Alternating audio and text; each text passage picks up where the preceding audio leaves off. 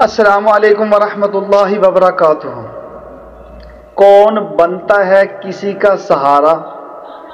یہاں تو پیڑ بھی سوکھے پتے گرا دیتا ہے۔ آج کوئی کسی کا سہارا نہیں بنتا، صرف ضرورت اور مطلب کے لیے ایک دوسرے کے ہم کام آتے ہیں۔ کسی کو کام نہیں آتے کہ اللہ ہم سے راضی ہو جائے۔ وہ ایک شاعر نے ایک شعر کہا، وہ واللہ میں اچھا ہے یا آپ سمجھتے ہیں میرے سے زیادہ۔ اس نے کہا کہ یہ قفس ہی مجھ کو عزیز ہے، یہ قفس ہی مجھ کو عزیز ہے، یہاں جی تو لوں گا بہار سے، مجھے پھر چمن میں نہ لے چلو، میں ڈرا ہوا ہوں بہار سے۔ تو آج کسی سے کیا اعتبار کریں؟ اپنے وہ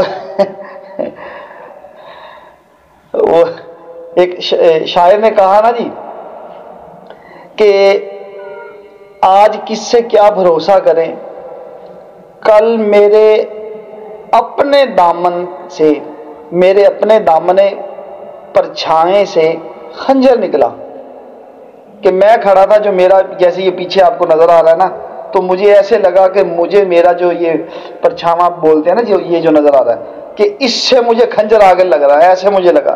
اپنے آپ کے اوپر بھی آج اعتبار نہیں ہے کہ بندہ اپنے آپ پہ اعتبار کر لے۔ تو اس لیے اللہ کے نبی جو ہے، یہ جو ہستی ہے نا جی، جو فرما دیا وہ سچ فرما دیا۔ اللہ کے نبی نے کیا فرمایا کہ جو میری اطاعت کرے گا وہ دونوں جہانوں میں کامیاب ہے۔ یقین ہی نہیں اس بات پہ۔ اور دوسرے کی بات، کسی کے زبان پہ بھروسہ جلدی کر لیتے ہیں، لیکن اللہ کے نبی نے جو فرمایا اس کے اوپر آج ہمارا یقین بھروسہ نہیں ٹھہر رہا۔ اگر اس پہ یقین ہو، اب ہم تو زبان سے کہہ دیتے ہیں ہمیں تو اللہ کے نبی نے جو فرمایا نا، بالکل ہم یقین کرتے ہیں، ہمارا جان بھی حاضر ہے، تو مسجدیں کیوں خالی ہیں؟ مسجدوں میں نمازی نہیں ہیں۔ محبت کا دعویٰ یہی پتہ چل جاتا ہے، جمعے کے نمازی اور فجر کے نمازی فرق۔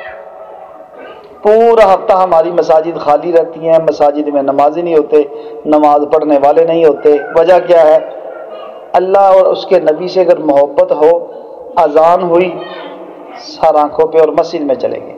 اللہ ہم سب کو عمل کرنے کی توفیق عطا فرمائے۔ السلام علیکم ورحمۃ اللہ وبرکاتہ۔